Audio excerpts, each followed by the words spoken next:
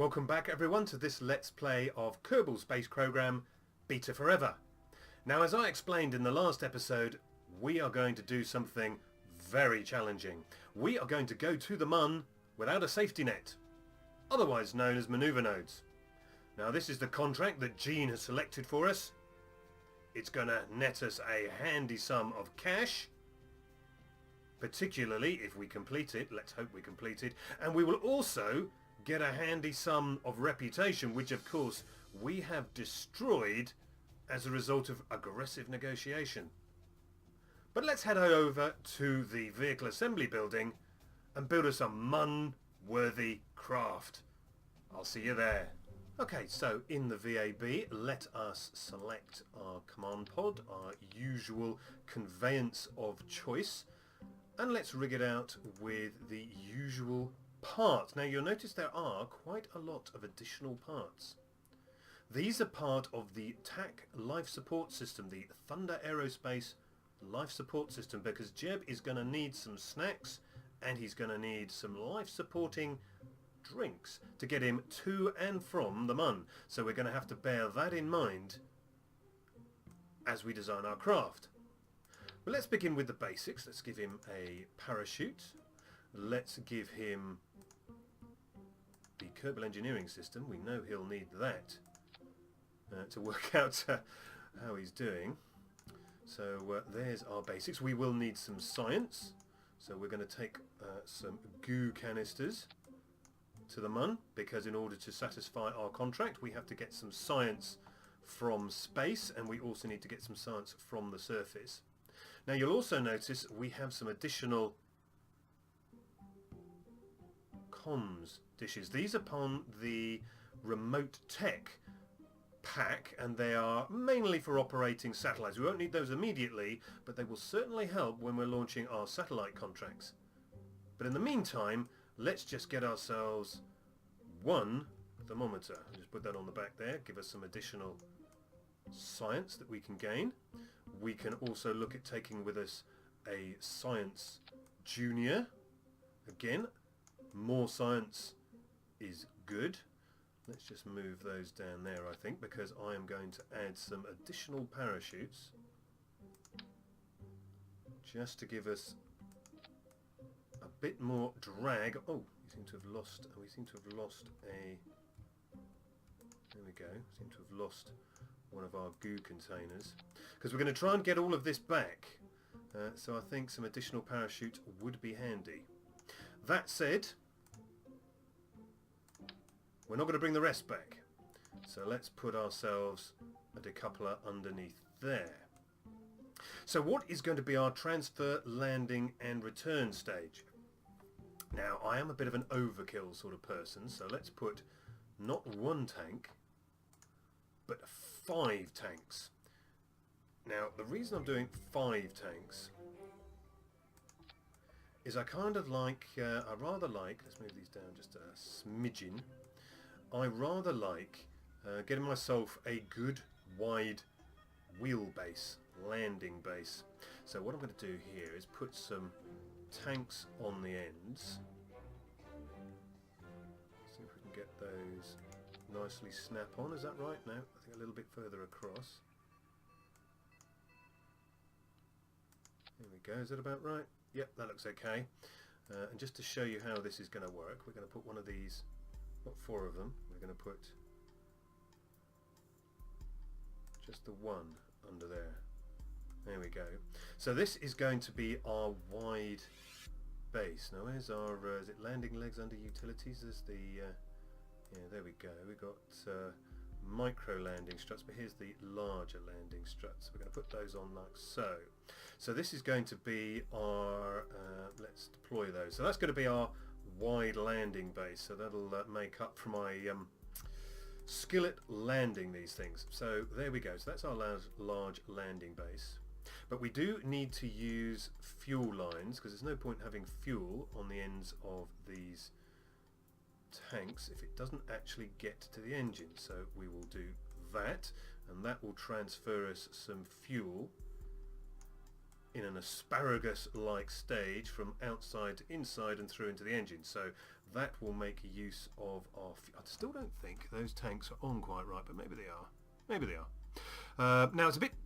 these girders aren't entirely rigid, so just because we can, let's use our strut connectors and let us just... Oops. Pick that up. There we go. That didn't seem to connect straight, so let's pick that off. Come on. There we go. Let's try it the other way around. There we go. Is that better? Like so. There we are. That's better, I think. So that is going to be our... I don't think this will interfere with the Science Junior. No, that should operate. So we'll close that up. Now, what else do we need? Well, we probably need batteries. Have we got some batteries? Yes, we have some batteries. Will these go on the top? Yes, they will even go on the top like so. So that's plenty of battery charge.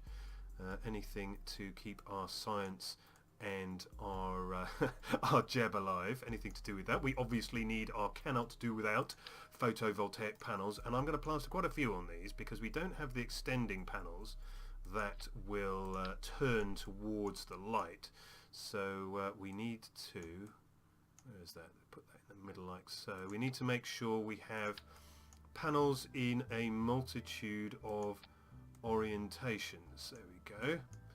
And have panels facing back as well. So we have a good few panels. Let's just move this back a bit because I'm a bit paranoid by getting them parallel. Paranoid about being parallel. We will put there, and finally, I know they'll be slightly obscured, but we will put panels... Oh no, that's not quite right. In like so. So although they're a bit obscured, they should give us a little light. So this should give us panels to charge in all directions. So that'll give us plenty of charge. Now, I haven't really got space to get a ladder in here. I could have rotated this all around, I guess. But not much gravity on the Mun. We are just going to have to fight fight with the jetpack and get Jeb back inside using the jetpack. Now, I'm hoping we won't land on the dark side, but just in case we do, we'll get some of these lightweight illuminators. I say lightweight, they're actually the low brightness illuminators. There we go. Shouldn't give too much of a glare on the surface, but will also give us a handy indication of how close we're getting. The shadow might not be the best indication of how we are doing, so we will use that as a way of seeing how close we are to the ground. So we have battery, we have lights, we have science, we have panels. I think that should be pretty good for getting us to and from the Mun, but it won't get us into orbit, so we need something a bit more substantial to get us into orbit. So let's go and get our stack decoupler. Let us go and get some of our larger tanks. What I think we will do is we will use some of our larger tanks. So we got an adapter. There we go. We got an adapter, and we will use an asparagus stage based on these tanks. So let's get a... which one should we get? We'll have a skipper engine like so. We will get a couple of adapters, not four, not adapters, the decouplers. So let's go down in symmetry, and then basically what we're going to do is we're going to have a nice asparagus stage with this enormous set of tanks. So we're not really going here for cheap and cheerful, as you can imagine. We are going here for function. So again, we need our standard asparagus stage. So let's link those across like so. And finally, I think we just need some struts to strengthen this up. Now, can we get that? I don't think we can get that on there, can we? So where can we? Let's see if we can get this up here on the top like so. There we go, just make it a little more rigid. A little more rigid as we go into space. Now we'll be able to recover our launch stability enhancers, so they're kind of a no-cost option. So we should get 100% of the cost back. So let's just bring this down to bring it down to Earth, shall we? Let's just bring it down to Kerbin. Now, Kerbal Engineer. What's that telling us now? Let's just make sure we get our staging right. That's the main engine in there. Bring that down like so, and bring those together like so. So I think this is our staging. We have our two outer engines, middle engine, and launch stability enhancers. When our side tanks run out, they will be jettisoned. When our main tank runs out, the smaller LV909 engine in there will be ready to go, and that should draw fuel from these lines into the centre. Now, we have a grand total of 8,236 meters per second. Now, if I look at my Delta V cheat sheet, we know we need 4,550 meters per second to get us into low Kerbin orbit. We need another 1,600 or so to get us to the Mun and onto the surface. So if we call that, well, 6,000, we'd have another 2,000 left to get us home. Very rough estimate. So that should be plenty. Yes, Jeb, that should be plenty. So let's call this the Mun 1, Mark 1, in case we need to send a rescue craft up to get Jeb. No, we won't. We won't, Jeb. You'll be just fine. Yeah, fine. You'll be fine, Jeb. Right, well, let's go and get launched. See you on the pad. Now, the more astute amongst you will notice we aren't actually on the launch pad. Jeb pointed out we'd forgotten to supply him with snacks. So, he doesn't need that much to get him to the Mun. So let's take a small hex can of snacks. He can reach through the back of the capsule to pick up his snacks. And of course we also need a small waste can so he has somewhere to put his snack wrappers.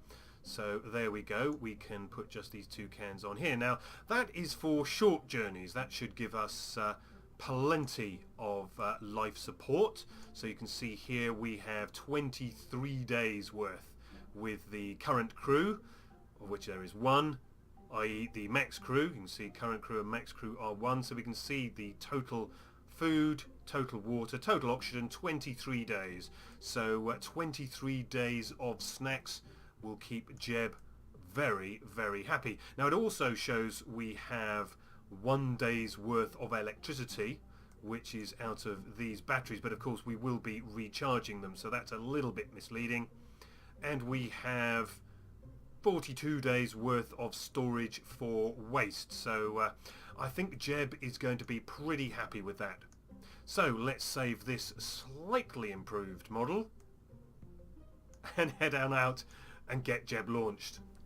Welcome to the launch pad. Jeb is in the hot seat. We are ready to go. So let's get the throttle up, let's get the SAS on, and launch this mission to the Mun. Now these new Skipper engines that we've recently unlocked are extremely powerful, so let's throttle back because we don't want to exceed terminal velocity if we don't have to, because that increases drag, which increases inefficiency. So let us just throttle back a little bit and manage our vertical speed against our terminal velocity. Now the launch profile is going to be pretty standard, Jeb, so we will get ourselves up to about 10 kilometers, turn across towards the ocean there, and then throttle up. So yeah, we're just about matching vertical speed here with terminal velocity. Just throttle back just very slightly. So we're just very slightly ahead, but that should be fine. That should be fine. So everything's looking a-okay. Check on the fuel. We're about 2/3 fuel used in our outer tanks. So yep, Jeb's happy enough with his view. I think everything's going okay. Now we're at 8,000 meters. So let's just start turning. Now these engines, as you can see, do have a little bit of vectoring. So let's get that turned over, get our prograde vector following us. Now terminal velocity is increasing, so let's throttle up and let's get our asparagus stage separated. Now we did get a little bit of contact there between the tanks and the central tank, but we survived. So let us now head on out into orbit. So we have, there we go, our apoapsis is coming up to 28 kilometers. So we want to get up to 75, 80 kilometers and then circularize. Now to do that, I think, yeah, 75 or 80 kilometers should be just fine. 42 kilometers. 48. We've still got quite a lot of fuel in this stage, so we're doing very well. 60 kilometers. The stars come out as we reach about 30 odd.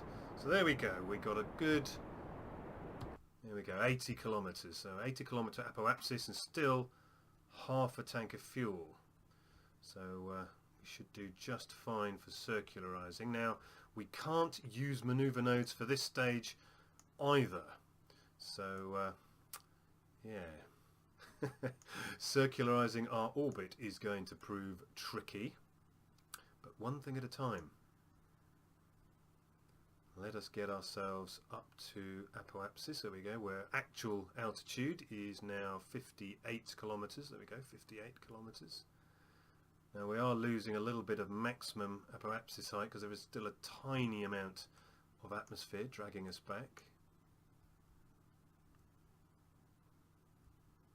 65 kilometers, 66, so we're almost in orbit. And here we go. Here we are now in orbit. There's our lovely music. Now we have 52 seconds to apoapsis, so let's get ourselves ready and burn to circularize. Let's go to map mode. Let's zero in on the map mode. Get our nav ball up. Now we don't particularly want to be raising our apoapsis, so we can just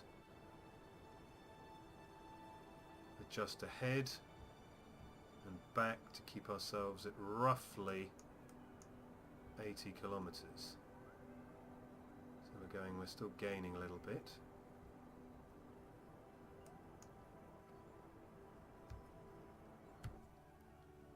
67. Now that's not great, but what we'll do is we'll go round to our new apoapsis and just push out our periapsis a little bit. So we are now in orbit though, so that's a very rough and not very circular orbit using our skipper engine. Now you will notice this little red dot. Now that little red dot is part of remote tech and shows mission control. Now because we have a manned vessel, we don't need to worry too much about control from mission control. We have a manned vessel. Jeb's a good enough pilot, so we will come back to remote tech and the remote tech controls, which you can see down here on the bottom right, at a later date.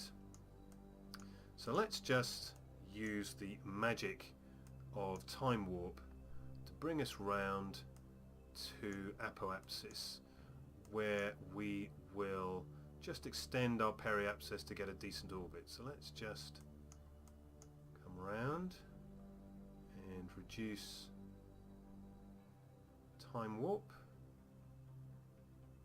There we go, that should be just fine. So let's now point ourselves prograde with the magic of SAS. Now this is quite a substantial vehicle, and we're using just the power of the controls in the pod to swing us round. So you see we did rather overdid it. Our momentum has swung us all the way around, so let's just swing back again. We've got plenty of time because we only need a little bit of thrust which is just as well because we've not got very much fuel left in this stage. So let's just wait for us to line up. So on this swing, maybe just a little bit more. So let's go back to map mode so we can see how we're doing. 67, let's just knock that up, there we go. It doesn't have to be circular, we've got 170 on this side, but let's just make sure we're in a safe and stable orbit. There we go. There we go, that'll do just fine. So we have launched ourselves a vehicle with a smidgen of fuel left in this tank. Now fortunately all Kerbal craft come with a self-destruct mechanism for getting rid of debris. So we will deal with the fact that we're going to leave this as debris very shortly. Now how on earth are we going to get to the Mun? Now that is something I like. A partial eclipse. So let us make sure that we have a picture of that to send back to Gene. But ouch. With the Mun over here, launching in this direction is not going to help. But there is a little key, a little trick that you can use to get to the Mun. And that is, if we go to map mode, find the Mun in orbit. Where's the Mun? Here we go, there's the Mun. If we set that as target. So set the Mun as target. Oh, we can't set as target. Of course we can't. We haven't upgraded mission control and the tracking station yet. So this could prove a little bit tricky. Right, well, we want it to be tricky. But the trick to make it less tricky is if you fire prograde as the Mun just comes over the horizon, you will be pretty much A-OK. Right. Yeah. So, with that in mind, I'd like to thank you for watching, and I'll see you again soon as we take Jeb to the Mun without a safety net. I'll see you soon. Bye-bye.